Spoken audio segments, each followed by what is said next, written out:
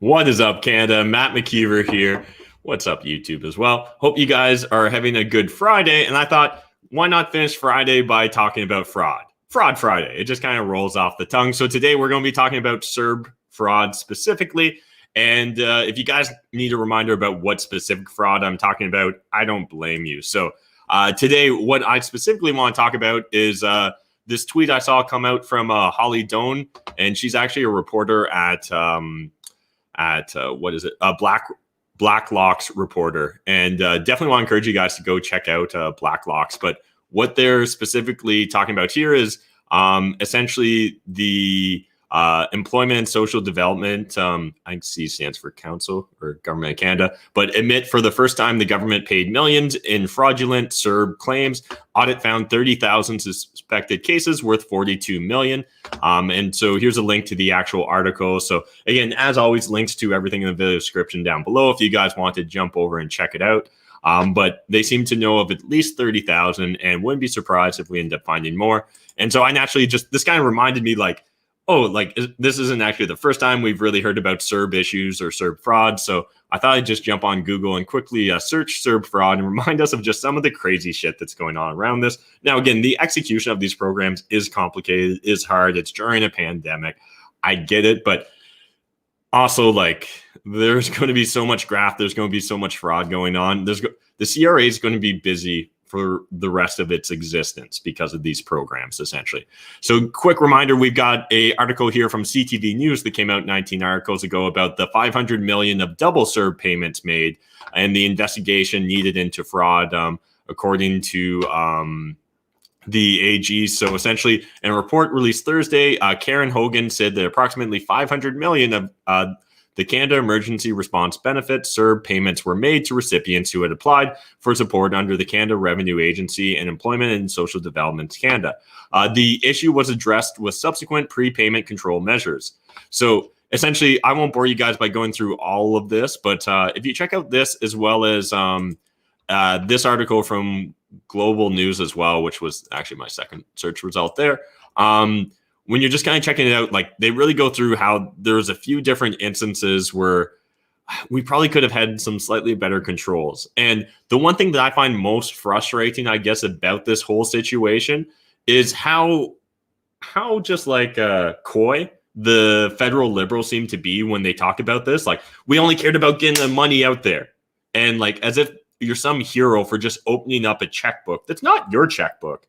And in fact, you guys didn't even pass a budget. So there's no real accountability whatsoever. So like just writing black checks doesn't actually make you like a good person. And it's so frustrating to see them, pontificate in the Commons, just talking about like, well, we just want to get money into people's hands. Well, had we maybe not just like destroyed the entire economy, we might have actually just not even had to worry about getting as much money into people's hands. But I want to take a step back and talk about this more. So let's talk about like just in general, the CERB news, the CERB updates. I'm not going to lie. The only reason we cover this actually is because whenever I put CERB and this guy's face in the thumbnail, a lot more of you guys click it. And so it's good for the algorithm. It's good for my YouTube channel, although I don't even think it's good for me. I don't think it's good for you. And in fact, if you're constantly hoping that the government's going to solve your problems, you need to understand that you've got a much bigger problem than whatever problem you're hoping the government's going to solve. Because again, I forget, is it the 7 scariest words in the English language is I'm from the government and I'm here to help. And we need to keep this top of mind, because I was sharing this the other day when, actually maybe it was earlier today on a Zoom call, but what people don't realize is we're turning to health officials for their guidance in these situations. And that makes sense on the surface, but it's like turning to your lawyer for advice. I don't know how many of you guys deal with lawyers on a regular basis, but every lawyer I use is extremely risk adverse. In fact, if I listened to their advice 100% of the time, I would never do anything. I would literally never buy a property. I'd never sell a property. I just wouldn't move. I would close my eyes, cover my ears and just, curl up in a ball of insurance and corporate structures to protect and insulate myself from every type of threat. Because, hey, that's what a lawyer is supposed to do. They're supposed to protect me from risks, right? They're supposed to be scared essentially on my behalf in a way, is the way I like to think of it. But I actually need to decide, when are they protecting me from myself And when are they being overly cautious? And unfortunately, it seems like the government hasn't put in any of those filters or any of those restrictions when it comes to our health officials, right? Our health officials, again, they're scared of looking like they're scared of being on the wrong side. So they need to flee to safety, and they would always rather be extra safe. 8 masks instead of 2 masks, just because why not? It might not hurt. But that's the same shit my lawyer would say. My lawyer would be like, yeah, let's get like 8 insurance policies, because like that way you're definitely covered, bro. And it's like, yeah, I probably am more covered with those 8 insurance policies than 1, but like, I actually probably don't need all this. This is actually unnecessary to my ability to move within reason, right? So like, we actually need to live in a world of probabilities, not in a world of absolutes. A world of absolutes is like, 1 death is 1 death too many, right? Or a world of absolutes is 1 risk is 1 risk too many for my lawyer. But for me, I actually need risk and reward. That's how I actually navigate this entire world and how I navigate society. And that's how I actually profit as an entrepreneur, as a business owner, as a landlord, or a real estate investor, is I take on a certain amount of risk. Now, I'd like to think of it as educated risk, right? I'm not just like nilfully or willfully jumping in without any care or any abandon. I'm taking calculated risks to get calculated rewards. And right now, unfortunately, the only calculation I see our government doing is calculating 0 risk. And so right now there's 0 reward. And unfortunately, and I'll be honest, it sometimes even frustrates me. I see YouTubers getting so much success covering all this CERB bullshit, all these government program bullshits. You guys, please don't count on the government to bail you out. I know that it was originally said to make fun of us, but like, pull yourself up from your bootstraps. Now, yes, that actually is physically impossible, but you get what I mean. What I mean is, take personal agency, take control of your situation, lean into opportunities, because again, some point in time, the government's going to decide that you're no longer someone they want to support. And that's when things really start to get dangerous. And all you need to look towards is the US to see some of the crazy programs that are being implemented there. In fact, there was recently a new program announced for a income subsidy in Oakland. And as long as you're not white, you qualify for it and you make less than $59,000 a year. And again, I understand how in theory that might sound like a good idea on the surface, but this is tribal politics, right? This is just people trying to pit other people against other people, create in and out groups. And instead, what we should really be creating is an in and out group of them, the politicians and the people that are just taking advantage of this for their own personal gain, and us, those of us being locked up unreasonably. I haven't done anything wrong. And yet everyone's afraid to go out there, to leave their homes. And it's so frustrating. And I was having this conversation on a Zoom call earlier today with one of my business partners. And I was saying that it's really unfortunate because I see all these people out there waiting for the government to give them permission to go and succeed. The government's never going to give you permission to go and succeed. The same way that my lawyer will never give me permission to go and do something crazy. Now, again, I need them to help protect me. And there's a certain value that they bring to my life and my situation. And again, that may also hold true for the government. I'm sure they provide me some value. I just haven't figured out what value it is yet. Slightly joking, just slightly. But it's important that we understand that we can't just hand it over to them blindly. The fact that the Liberals could even think that they could get through a second year without a budget shows the level of... shows really just their opinion and estimation of us, doesn't it? They literally view you as livestock. And it, to me, is shocking and very concerning that so many of us are willing to comply to that perception of reality where essentially they control us, they control our body. And for people, it's so strange that we've lost all control over our bodies. And I've been thinking about this statement, and I don't know if it's too bombastic. So you guys tell me in the comments if you think it's too bombastic, because I was thinking about sharing it earlier today on Twitter, and I stopped myself.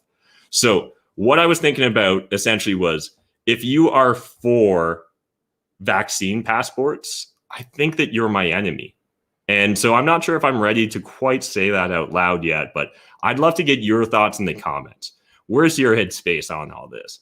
Are you for it? Are you against it? Do you understand where I'm coming from? Or do you think that I'm simply being oversimplistic about this? Because what I'm not saying is that I'm against vaccines. I'm not saying that if you want a vaccine, you're enemy. my enemy. In fact, I would love for you to get a vaccine. I'd love for you to get all the vaccines you want. In fact, I'm really glad that we get polio vaccines and that things like that are kept under control these days.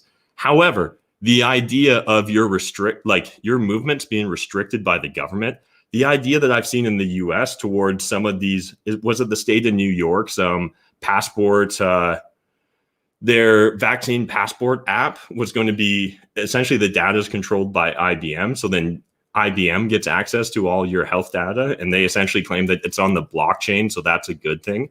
Again, it's so insulting at this point in time, how little they think of us and how little they think of our intelligence.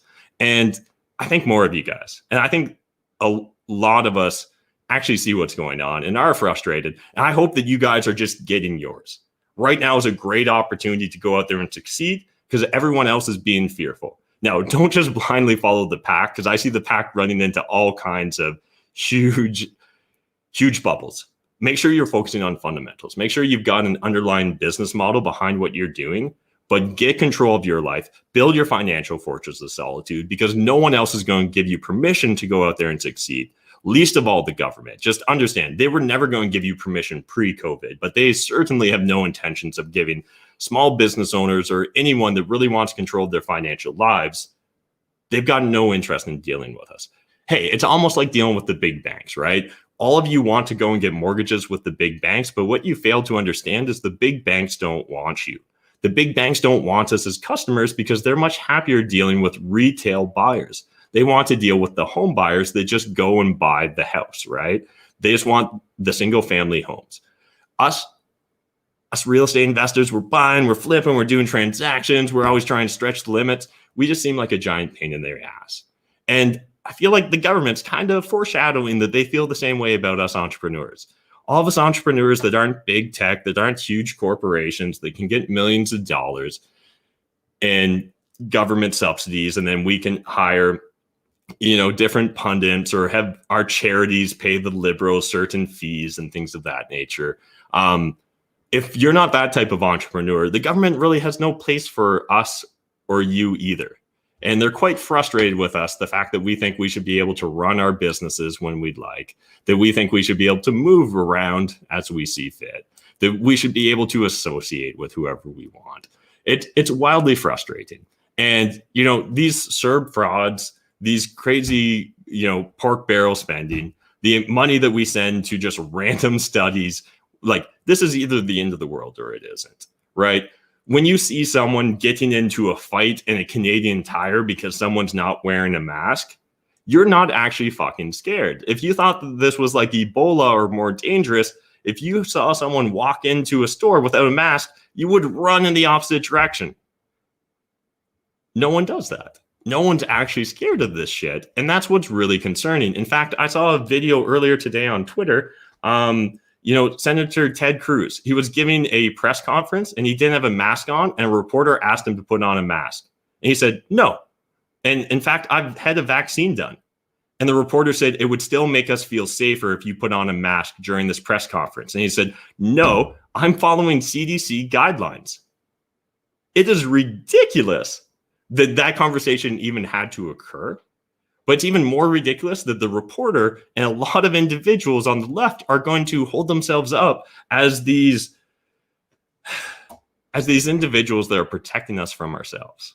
I don't need your protection. I don't remember asking for it. I don't want it. If you guys keep it up, Atlas will shrug. All as entrepreneurs will pack up our bags and go somewhere else.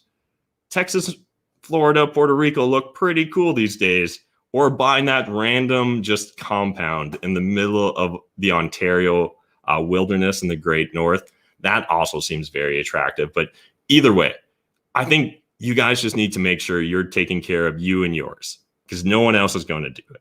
So if you've been waiting for the last year for the government to fix your problems, if you've been waiting for the last year for the government to give you a new job, if you've been waiting for the last year for the government to bail out your business, they're not going to be able to solve this CERB bullshit for years. They're not going to be able to solve this CERB fraud for years. They're not going to solve your problems likely ever. And it's naive and it's scary to think otherwise. So please, get control of your financial lives. whether that's real estate investing, whether you're getting into Bitcoin, whether you're trading stocks, make sure that you've got a real business model underlying what you're doing. Make sure that you're an actual expert with some sort of moat or competitive advantage to what you're doing. If you're just hoping that you can pay $50 for one online course, listen to one seminar for 1 hour, read one book, and you'll have the silver bullet for the rest of your life, you've missed the point of life. Life is a journey. It's an iterative process. We're continuously improving and evolving as individuals, and that's a good thing. And it's unfortunate the government is constantly trying to arrest our development. Literally, they're arresting the development of an entire generation. It makes me sick that school children wear masks to the degree that they do, that they isolate to the degree that they do. And I hope that someday that we'll look back upon some of the rules specifically that were implemented in school districts like Peel. And I hope that there will be consequences. Now, I'm sure that there were good intentions that led to the hell that we find ourselves in now, but that doesn't absolve everyone. And it sure as hell doesn't mean that those individuals shouldn't be correcting course now, right? We should be admitting that we overreacted to this situation. There is no goddamn third wave. And if they lock us down for a third time, you guys know the writings on the wall. They literally don't care about you. And they're just mad that we're even testing their new toy. They've got a shiny object and they will play with it come hell or high water. So anyways, that's probably enough of me ranting on a Friday. This isn't good for either of our health. So figure out what you want to do with your life, get control of it, lean into it, because they're not going to give you permission. Just like my lawyer's not going to give me permission to go start another business. Every time that we close on another apartment deal, our lawyer's just like, why? Why do you guys need another one? Do you know how much you paid in private lender fees? Oh my God, like I should get into private lending. Da, da, da, da.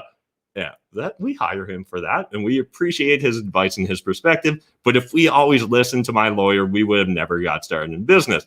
And if you were to always listen to these health officials, I'm afraid you would never live your life. So food for thought there, guys. Appreciate you. And we'll probably keep doing these CERB updates because it's good for the algorithm because you guys like clicking on it, but I don't think it's good for either of us. And anyways, I'll see you guys on Monday in the next video.